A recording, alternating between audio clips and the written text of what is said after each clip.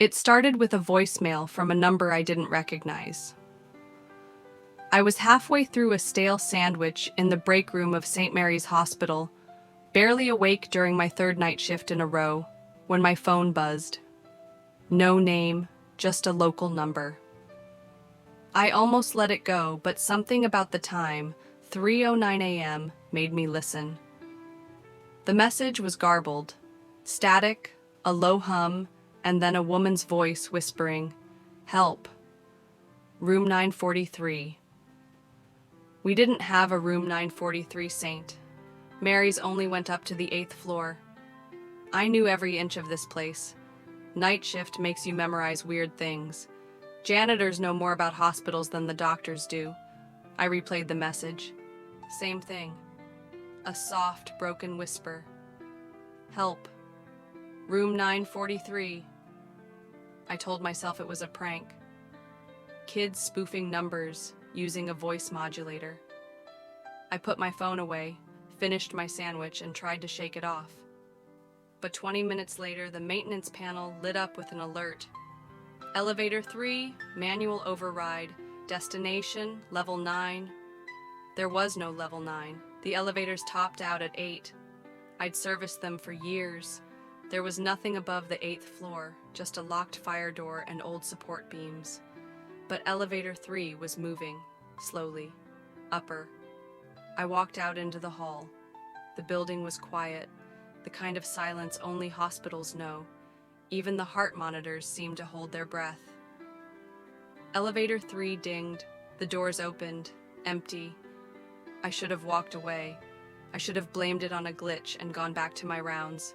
Instead, I stepped in. The panel was normal, buttons for floors 1 through 8. But beneath them, where there should have been a metal plate, there was a new button. 9, backlit in pale green. I pressed it. The elevator shuddered, then rose. No floor passed by, no hum of machinery. Just a slow, dragging ascent. I felt like I was sinking, not rising. The doors opened to a hallway I'd never seen. The floor was the same sterile tile, but everything else was wrong. The fluorescent lights flickered, casting long, warped shadows. The air smelled like rot, sweet and wet. There were no signs, no nurse's station, just a long hallway lined with closed doors, everyone painted the same dull gray. Halfway down, one stood open, 943. The door creaked as I pushed it wider. The room was dark. I reached for the wall switch, but the lights didn't work. Moonlight spilled in from a window at the far end, painting a sliver of pale blue across the floor. There was a bed in the corner, and someone was in it. I stepped closer.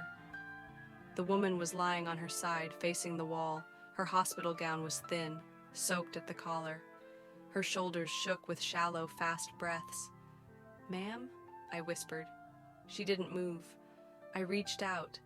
My fingers brushed her arm, and she twisted around so fast it knocked the breath out of me. Her face was wrong.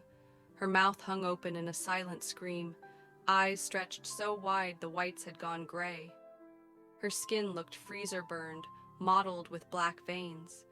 Her hands clawed at the sheets like she was trying to pull herself into the mattress. Then she stopped. Just froze. The lights flickered once, and I swear she smiled at me. I backed out of the room. The hallway was darker now, longer. Doors I hadn't noticed before were open. A low sound echoed, like someone breathing through water. I ran. I don't remember pressing the elevator button. I just remember the ride down, standing in the corner, shaking so hard I thought I might throw up. The lights above flickered and buzzed, and just before the doors opened on the ground floor, I heard her whisper behind me, "Don't come back." I quit the next day, told them I had family out of state, didn't ask for a reference, left my tools in my locker. I changed my number, got a job fixing HVAC systems in a different city. Last week, my phone buzzed at 3:09 a.m. No name. Local number Voicemail. Static. A low hum. Then her voice. Help. Room 943.